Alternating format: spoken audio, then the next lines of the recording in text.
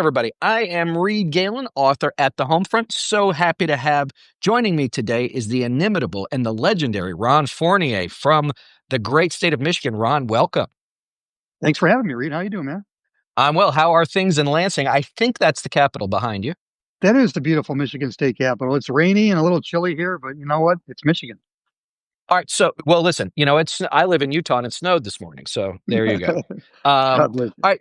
So, Ron, before we talk about your latest piece, I want to ask a question that is probably a little too high, in the know, which is, what do you make of Governor Whitmer? A few weeks ago, she's hiding her face in a folder. The other day, she's at the Air Force Base giving Donald Trump a hug. The political press and the Democrats seem to be writing her off as sort of a fellow traveler. She's too close to this guy. She's trying to thread a needle. What's it look like there in Lansing? Well, I'll tell you, it's too hard to write anybody off this far out from the election. From Right. Lansing, if you take her at her word that she's focused on being the governor of the state of Michigan and not focused on being a presidential candidate, you can't knock what she's done. Working with the other party, working with a very mercurial president to get to use that word. That word's carrying a Right. lot of weight. To get a new fighter system at Selfridge Air Force Base, which is worth 70,000 jobs to northern southeast Michigan, basically Macomb County, a really important Sure, Swing County. county Yeah. in Michigan, if you're running for governor. And also getting him to kind of curb back the auto tariffs, which are really hurting us here in Michigan. So, she's done good by the state as a governor. I'll leave it to national politicians to raise questions about what she's done to herself if she wants to win a Democratic nomination. That's an awfully um, higher bar to get over, especially when you're dealing with a group of Democratic elites who are only interested in winning the next election by a few votes, and they think the only way to do that is play to the base and to be as liberal as you possibly can be. And right now, the Democratic Party's only animating issue is we're not Donald Trump. If that's what they think it's going to take to win to eradicate MAGAism, they're probably not going to like the act of Governor Whitmer. But you know what? It might take more than just not being Donald Trump to win back the White House and keep it for several cycles. Well, it's almost assuredly true. I think we saw that last year, and something that I wrote a little bit about too, which is like, to be animating in the future, you will have to have something other than just not being Trump. And certainly, as someone who's been fighting that guy for a long time, it didn't work, Ron. And I would also say one thing you noted about winning elections is Kamala Harris isn't president because Democrats stayed home. I know that's a Right. hard pill for many, many people to swallow. Right. Like, Donald Trump didn't do well, all things considered. Certainly neither one of them did well as compared to 2020. It was those people in places like Michigan, Pennsylvania, Wisconsin, a lot of urban voters, right? A lot of suburban Yeah. voters who could have participated chose not to. And Right. they were well aware of their choices, and they still decided not to show up. Well, because they didn't have a very good choice. To be honest with Right. you, they had the status quo, which has not been working for them for more than a generation, and they had a very a negative disruptor who many voters don't like. So they didn't have a reason to come out to vote. And if we want to have a supermajority coalition that eradicates MAGAism in a series of landslides, we have to, yes, get more base voters out, but much more than that. There's millions of voters in this state alone who voted twice for Barack Obama and then voted for Donald Trump. We got to get them into the anti-MAGA coalition, and we have to go after folks who've been sitting out for election after election after election, who've been disconnected from the political system for a generation or more, and give them a reason to vote. It's got to be more than just we're not the other guy. That ain't going to work. Well, yeah. If you look back at 2022, and then I want to get to the latest thing you wrote, 44% of eligible voters turned out in that midterm. Mm. That's not going to do it. That's an abomination no matter what. But Mm. again, to your point, like, if it's a base vote in 2026 and next year, right? And all you, again, as you've said, is, well, we're not that guy, and we fought him tooth and nail, but it didn't really matter. And in the places you could do well, I mean, you made a good point. Trump is the ultimate. He is mercurial, but he's also completely transactional, right? It could be that Whit. I give the governor again, to your point, like anybody who's talking about 2028 right now needs to have their head examined or put on a raft on the way to Antarctica. But it could be too is like, look, if I got to go kiss this guy's ass, right, so I can build 70,000 jobs in an Air Force base or save 100,000 jobs, in auto plants, like I'll take that, like, throw me in the briar patch. You know what everybody's missing is that both Governor Whitmer and Donald Trump, and I'm not in the tank for either one of them, but they both understand one thing better than the elites in either party do. The voters have made clear, 80% of the American public, including non-voters, have made clear for 25 years or so that the one thing they want is change. They are tired of the status quo. They have been let down by political institutions, social institutions, by everyone who's supposed to be lifting them up, especially the two major parties. They've been let down. They want dramatic, disruptive change. Donald Trump is giving it to them in a very, I think, negative and anti-democratic way. Where is the opposition party that is offering dramatic, bold, disruptive change in a positive way? Where is our positive disruptor? Where's our positive, affirmative populist? Where's someone like Bill Clinton or Barack Obama who had that kind of message, who actually gets in office and delivers generational change like FDR did at times not unlike these? FDR didn't look at just how do I win the next election by a few votes. He looked at how do I win the next 3 elections by a landslide and remake politics and society for 60 years, 80 years. That's what Right. the Democratic Party needs to do. Or I don't know if the Democratic Party is capable, or some other movement coming outside of our duopoly. Well, and I mean, I think that's a good question. I think that, as I wrote in my latest piece, it's not Great unusual, piece. Ron, as you've covered these for so many times, is that a party that is both out of power and has lost badly is often at sea. That's not an unusual thing. It's often searching for an identity. That's not an unusual thing. But to your point, if the identity that has been claiming for the better part of 20 or 30 years is now completely out of step, as you noted, with what the American people are looking for, then it's very difficult to say, oh, yeah, look, we want more of the same, right? Like that doesn't work. The status quo is, to your point, we are in as you noted, a change era, a populist era, whether anybody wants to believe it or not. And until and unless, look, I'll say this, we need a lot less video of people sitting on the Capitol steps and a lot more humans going to meet other humans on their steps. Right? Like it can't 100%. be the Trump is the master of performative BS. You're not going to outdo him. No. Right. And you shouldn't try to play his game. You can't do it. Right. You should get out of Washington, right? Which people don't like anyway. Republicans, Democrats, and like we've always disliked government. We're Americans, for God's sakes, Ron. Right? Like it's sort of how we got here. But if you're going to go talk to people, it should not be in a cloistered focus group facility, right? Where people have been paid $200 and given peanut M&Ms. It's got to be where people literally, if you're going to meet people where they are, Ron, literally meet them where they are. So if you do that, and I know you have, Reed, and I did it my whole career as a journalist, and now I do it living in Michigan, where I split my time between urban Detroit and the Trumpiest county that you could imagine in northern Michigan, you realize that most Americans, 80% of Americans, don't want, number one, the current economy. They want a revolution in the economy that's not serving them well and is taking jobs overseas and undermined the middle class. Trump knows that. The Democrats are defending the status quo. They want an immigration system that closes our borders in a human way. Trump knows they want a new immigration system. The Democrats are defending the status quo. They want a new world order. It served us fine for 80 years, but the alliances aren't fair, and the alliances aren't relevant to the 21st century. The Democrats are defending the status quo. Americans want a new government that is smaller, yes, but more efficient, more technologically advanced, more attuned to them and the lives of the 21st century. They don't want a government that was built 2 centuries ago. Trump understands that. He's doing it in a very, I think, toxic way. But what are the Democrats doing? Defending the status quo. You take every one of Trump's buckets. He's disrupting in a negative way, which I think is horrible, but the Democrats are defending the status quo. No Americans want that. It's bizarre. The fact that the Democrats haven't figured out that it must be a positive populist party, I find to be just shocking. And it's political malpractice. And they may win the next election, but they'll win by a couple thousand votes, couple million votes, and then they'll lose the next one. And we'll go back and forth like we have for the last 20 years.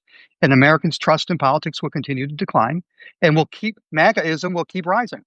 We need to eradicate it with a generation's worth of landslides, with a populist positive movement. Well, and that's my fear is that, you know, I mean, surprisingly, Donald Trump told Kristen Welker the other day he actually doesn't want to run for a third term. Now, of course, the guy I don't changes his believe them. mind as he breathes. So who knows, right? I don't believe him either. But let's just say that he did say it. Now you're going to have, it'll be an open primary, right? I don't want to get too far, but the point It is doesn't that's matter. going to be a real opportunity for someone to say we cannot do this again.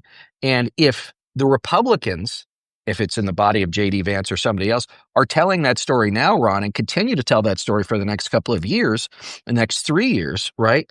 Yeah. Then we could get more of what we have now, not less of it. Even worse And than we have now. Reed, I've been saying since 2014, when I first published in the National Journal that Donald Trump could become our next president. 2014. I've been saying that Donald Trump isn't the problem. He's a symptom of the problem. The problem was what I've already described. He has right. filled that vacuum in a negative way. There's somebody now looking at his playbook, somebody on the far right, or maybe even on the far left, who sees how easy it is to undermine democracy. It is going to take it yet another step further. Donald Trump isn't the smartest man, yet he's figured out how to put democracy on the brink. Just wait till the next character comes along. And if the Democratic Party allows that next character to be another form of MAGAism, shame on them and goodbye goes our country.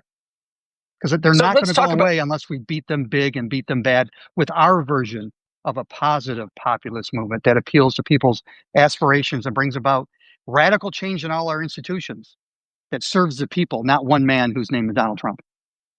So let's talk about that. The latest piece you wrote was you texted it to me. I read it. I said, unfortunately, people don't get irony. And you said that's why I said this is not ironic at the top.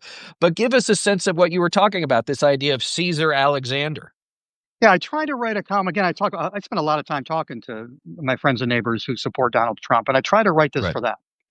Instead of just saying, "Hey, these precedents that he's setting could be used by a liberal who wants to undermine democracy and be an authoritarian," I try to paint that picture. So I wrote this story. I made up this character named Caesar Alexander, a combination of Caesar Chavez and Alexander Hamilton. Um, and he is the left version of Donald Trump. He comes along in the next election, and all he does is look at Trump's playbook, use Trump's tactics to execute as liberal of a agenda as Trump is doing as a MAGA agenda, and doing it in a way that there is no check from Congress and there is no check from the courts, which is what Trump is doing Right. now. Can I just run down that list real briefly to give people an idea what we're Sure. talking about? Please. So one thing a man like this would do, I say to MAGA voters, let's stop Donald Trump's authoritarianism now, or otherwise we could have this kind of Democrat or leftist. First thing you might do is an executive order directing the IRS to deny all American churches their IRS status. If Trump can do that to U.S. universities with a stroke of a pen, why couldn't a liberal do that to all churches? This liberal might make it a crime punishable by life in prison to quote write, print, utter, or publish any malicious writings about the government. That quote is from the Alien and Sedition Act that our Right. president right now is using to deport people. A liberal could use that same law that Trump is using to be able to tell any conservative who is attacking the liberal, you go to jail for life. It's not that far fetched. Could require all employees doing business with the federal government to unionize their workforces. Could require all employers doing business with the federal government to submit climate change action plans. Order the Department of Justice to declare all Fortune 50 companies monopolies and begin procedures to break them up. Expand Medicare to every U.S. citizen with a stroke of a pen. A legally dubious order that drew objections from a Democratic Congress who's letting the president do whatever he wants. Sound familiar? In his first 100 days, he also granted blanket amnesty to undocumented immigrants and ordered states to enroll them as voters or lose federal funding. My imaginary Democrat 100 days in. Why wouldn't a liberal do that if they use the powers and the precedence of Donald Trump? Direct a DOJ to conduct criminal investigations into Trump's 3 children because, quote, I hear that they're criminals. If the president can say something Right. as malicious as that, why wouldn't the liberal do it? Hey, how about this one? With a stroke of a pen, the same powers that Trump is using, not going through Congress with a stroke of a pen, empower the FCC to regulate Fox News and then take Fox Right. News off the air. If Right. Donald Trump can do it to the Associated Press, why not go a step further and do it to Fox News? So you just go down the list. We are so close to losing our democracy. And I wish MAGA voters realize you can support somebody as conservative as Donald Trump, and I will respect that. But don't support somebody who's creating precedents that the next president is going to use to take away all our rights. Well, that's the one thing to get back to your idea of coming up with something that's going to be radically different, but in a positive way, is that we have seen, history has shown us that even if you get rid of a Donald Trump, a MAGA, but nothing is there to replace it, you often get something worse, to Oh, your yeah. point. Yeah. Right. We almost did in this country back in in the early 1930s. We had very authoritarian fascist leaders. One lived in Royal Oak, Michigan, Father Coughlin, a Catholic priest. Oh, sure, of course. Right. And also Huey Long, the governor of Louisiana. These were men who wanted, in very dire times, when people were losing faith in the political system, the economic system, and the cultural institutions of America at the beginning of the 20th century. These were men Right. who wanted to basically be dictators. Into that vacuum, thank God, came a positive reformer. Yeah. Came a guy like Franklin Roosevelt who said, nothing is working well. So I'm going to blow up the institutions and replace them with something better. Now, he wasn't perfect. He wanted to stack the Supreme Court, for example. He was going too far. Right. And, you could argue that the New Deal went too far in a lot of ways, but it was a plan to serve the people of the country in ways that they needed it, that worked through the political system. And it wasn't just one Right. man making it happen on his own. Well, also remember that when his court stacking idea didn't work, he didn't challenge it. When the Supreme Court overturned a whole bunch of parts of the New Deal, Right. he didn't do it anyway. Right. Right. He never said, I don't have to listen to the court, which is what our current president does all the time. Right. But he was also, but FDR, maybe, he's probably in the top 3 of US presidents. He also understood like the nature of the system. Right. So, okay, well, I got to get something to Britain because they're about to go down. I can't just give it to them. So I got to come up with something. And to Russia, right. He as your story said today, Right. he funded a political system that he hated, but he knew that he had to prop up Russia to beat the Nazis. So, Right. look, I would have no problem if we had a conservative president who came in and said, we're gonna all these institutions, including trade and the New World Order, these are not working. We need to fix them. If he or she did it through Congress and respecting the judicial system and brought about positive change, even if I disagreed with it, I would not be as alarmed as I am now. The problem with Trump is he's creating precedents that the next president is going to use to even further undermine our democratic system. We need a positive disruptor so that these negative disruptors get eradicated from American politics. Right. And so, you referenced, and thank you for the segue, to the piece that I wrote. And this is number, I believe, 6 in a series. My friend Trygve Olsen has 7 rules for dealing with autocrats. And this is about what we call the Stalin rule. And you mentioned FDR. Okay, FDR. Yeah. So FDR, had he actually had a pretty interesting relationship with Joseph Stalin, but he was no communist. But he understood that in that moment, at the beginning of the United States' role in World War II, that like we were not prepared as a country to fight, right? We had like the 19th largest army, no navy, all the other stuff. But he understood that if Russia fell, if the Soviet Union fell to the advancing Wehrmacht, that like the whole thing was going to collapse. And so in very short order, Ron, we shipped 13,000 tanks, 14,000 airplanes, 15 million pairs of boots, right? Food, rockets, whatever it is we could, shoving it. Most of them out of Detroit, by the way. Right. And so they came out of Detroit. My grandfather was actually what they called Persia at the time. He was actually one of the technical sergeants that took the stuff off the boats, put the tanks together and shipped them on a railway up into the Soviet Union. Yeah, I know. Like, remember, most guys weren't in combat. Most guys were my uncle, excuse me, my grandfather, sweltering in the Persian desert. Wow. But but the idea here, guys, is what we have now, which is we don't have to agree on everything, but we do have to agree on one thing, that the situation we face now is too big for petty squabbles, Right. is too big for personal animus to get in the way. Back to FDR, he loathed Charles de Gaulle, rightfully so, loathed him personally. He was a lonesome person. Churchill, yeah, Churchill made him nuts. Chiang Kai-shek, you name all of them. But like, he understood that in this moment, we all had to hang together. And I think that's the one thing in my latest piece is, it doesn't matter if I'm a former Republican and Ron, you're a former member of the media, or member of the media, however you describe yourself. And there are progressive Democrats and moderate Democrats and independents. Like, we all have one mission, and we all have to do that mission together, which is locking arms and marching forward, right, against this particular threat, right? FDR knew that there was a chance that, like, the New World Order, he never got to see, right? He hoped that he could bring the Soviet Union, and you could make an argument he did, even imperfectly. But this is one of those things where it's really hard. I don't know that that kind of unity is possible now, as I talked about at the top of our conversation, because the main opposition party, such as it is the Democratic Party, is so at war with itself, whether or not that's the progressives versus the moderates, or the rural versus the urban, whatever it is, right?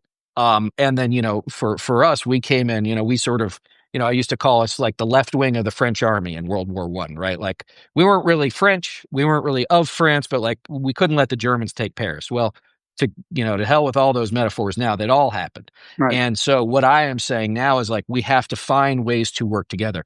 It doesn't have to be perfect. It doesn't have to be total, but when the opportunities present themselves to collaborate, as we have done at Join the Union with more than 100 partner organizations, Ron, you have to go and do those things. But because to do all of this stuff separately, right, means that they can just pick us off piecemeal, whether or not Right. that's legally, politically, financially, whatever it is. And then, as we all stand there by ourselves, individuals, right, they just continue to march forward in a way that is, to your point, a year from now, God knows what it'll look like. 2 years from now, God knows what it'll look like. But until and unless we all agree that nothing else matters other than slowing this steamroller, nothing positive can get done. And also, you need that space to come back to where you started, which is to have those conversations, to say, okay, what's going to come next? It can't be a situation in which, liberal orthodoxy, conservative orthodoxy, Democratic or Republican orthodoxy of the last 30, 40, 50 years rules the day and says, well, we don't agree with that. You're not of us, therefore you don't have a voice. Frankly, neither major political party in this country has the moral authority to tell anybody to do anything at this point. No. And so, from my perspective, again, the Stalin rule is working with people you would never otherwise stand side by side with, not because you like them, but because the alternative is so much worse. Right. Yeah, the big difference between now and then, I think a couple is one, this was obviously 1939, 1940 was before the internet. And so Roosevelt basically just had to bring along a few hundred gatekeepers, Right. a couple thousand gatekeepers, the leaders in media, the leaders in politics, the leaders in business, the leaders in our allied nations. Now there are no gatekeepers, and there are 300 million Americans walking around in intellectual bubbles, Right. basically just confronting, just seeing facts and opinions that we already agree with, not having to bump up against an opinion or a fact that we disagree with. That's number one. That's a huge problem. I don't know how you get over that. Two, there's only two parties in this country. I can Yep. go down the street to Duane Reade and choose between 25 different forms of toothpaste, but I only have two parties. And the Democratic Party, in its own way, is as intolerant as the Republican Party.